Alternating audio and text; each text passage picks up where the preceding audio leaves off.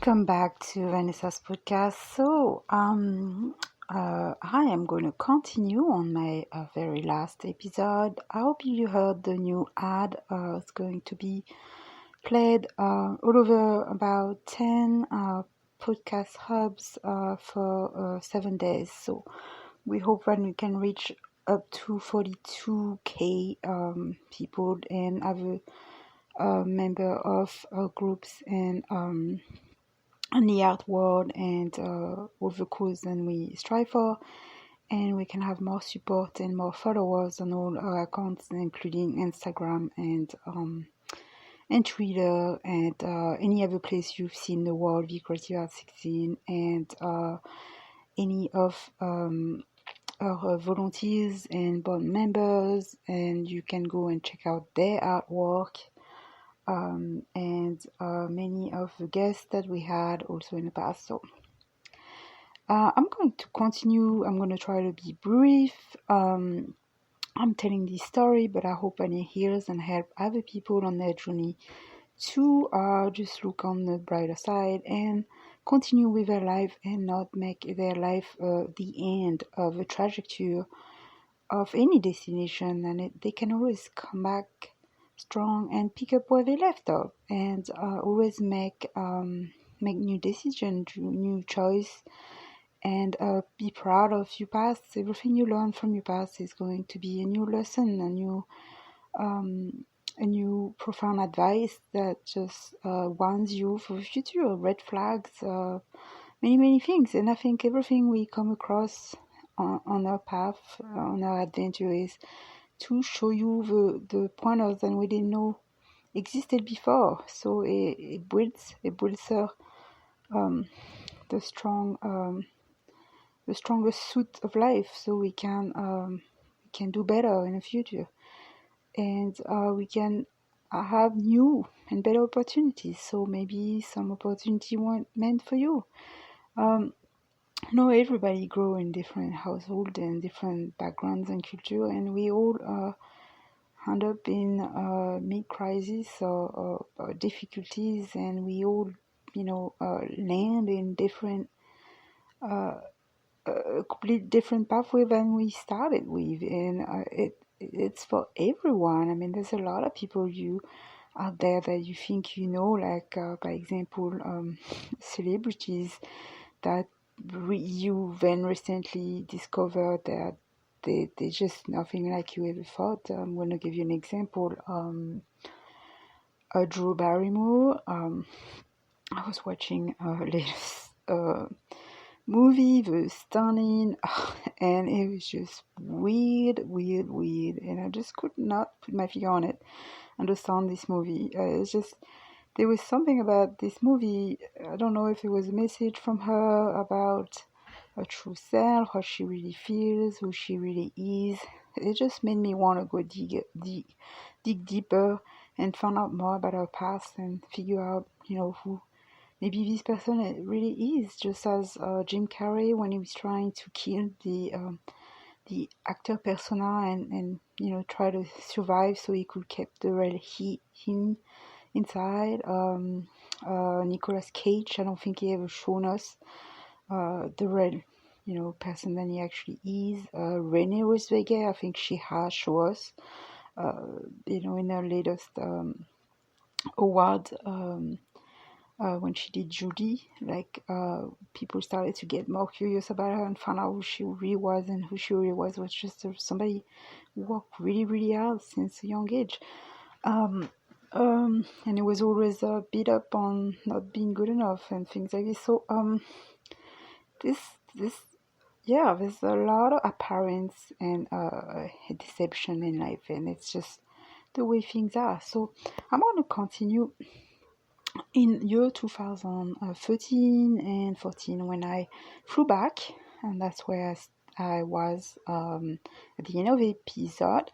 So I flew back, and I was with my very expensive fancy stroller that I got from a thrift store. I was really proud of it. It was one of those one-wheel stroller. It was the first time I had one, a bargain one, and I was having fun. It was like a cross-country type of stroller. So I stayed in a motel for a month and a half where I met someone who needed help and assistance. So I got a little bit of cash there, and then um, during this time I struggled wondering where I was going to go next, what I was going to do. I uh, I was so indecisive. I was so, on the edge, walking over the edge on eggshell, basically. So at that point in my life, I was so stressed, along with the father of my son, who was very difficult and, creating more rage and, smoking too much, drinking too much. So making things more difficult for me. But it made me had to lose a flight and having to get on a Greyhound for 2-3 days to land in Vegas for 6 months in a very crappy apartment with the door didn't lock, having to put literally, I think it was a table that I had to put in front of a door to go to sleep. I basically made myself invisible because this was one of the most scary places I ever lived out. I have a 2-year-old, and I'm thinking, what the hell am I doing here? I remember walking back from the downtown area. I was maybe 4 or 5 miles from Las Vegas, um, uh, and the train and one of those transit forgot what it was called, tramway or something, and I would go to downtown as much as possible and explore, and so there was some good and some bad, and along the way I met some people, looked for jobs, got to see got to use the swimming pool, got to go through a bunch of events, got to see a bunch of shows. I mean, there was a lot to see, and it was a lot of fun too. But it was very scary there, and people were fighting all the time. Police was called all the time, and then at the end of the 6 months, more trauma. I mean, more stressful stuff came up, and I had to live in distress and lose a $7,000 car and all this, and then just grab the two suitcase, fly back. End up leaving before that, leaving my car for a month or two, and just trying to survive, alone, and then just and finally in 2014 I landed back in Burlington, and at my brother's house, and it was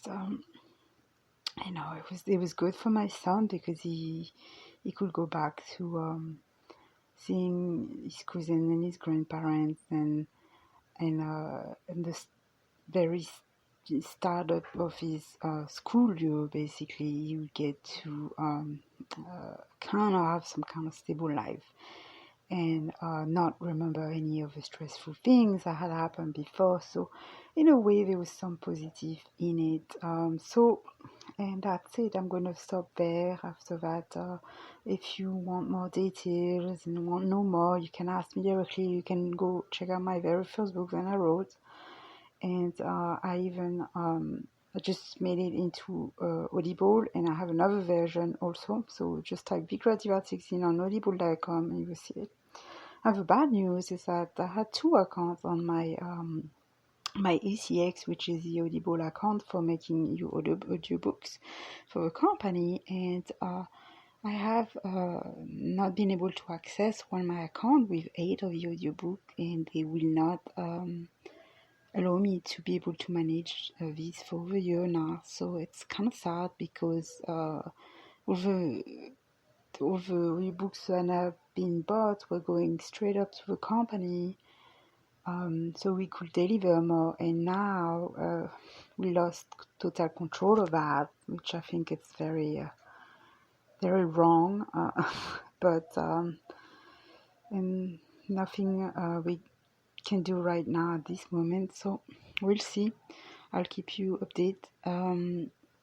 Also want to give anybody who needs it, a tip on a place you can get a few really good advice and podcasts on toxic relationship. There's this PhD doctor, Dr. Schiller, and she's giving, so those are like 15 to 30-minute long podcasts, and they're like basically mini therapy. It's called forrelationshiphelp.com. And you can do that, or you can do that with a / save your sanity help for toxic relationship. So and she also have a private session. She's on Instagram and she's on Facebook, and she offers free cards and introductory appointment. She's got video and blogs, and mainly I would say get started with a podcast to help you self with some of the old traumas that might haunt you, childhood traumas, and also developing better relationship, know the signs, all of this. So I'm going to give you some of the titles so you kind of get an idea. So 12 damaging ways you narcissist might lie to you about who you are. This is the one I was recently listening to. A question to ask to know if it's abuse. Is your hijack partner difficult or actually dangerous? Telling people things they say that shows they're passive aggressive. Let's see. Hijack, blaming, is it your fault? 7 red flag that person you're dating is toxic, run. How to recognize them, their pattern, trait, cycle, how to know if your jealousy is low-key, killing your relationship. Stop lying to yourself, some people will never change. How to know if your emotional state is in good hand. Let's see, 8 crystal clear sign you're in love with a truly difficult person. Caught in a hijack trap, narcissist victim syndrome. So yeah, go check it out again for relationshiphelp.com. So go take advantage of that. And also, don't forget to keep checking out Kirk Honda, Psychology in Seattle, for his latest episode. And you can also become a Patreon for the one I just talked about, and from Psychology in Seattle, and help them by just paying $5 a month and get to have your hand on the 2 or 3 or 4 hours reruns or deep long episodes than he has deep dives ones. So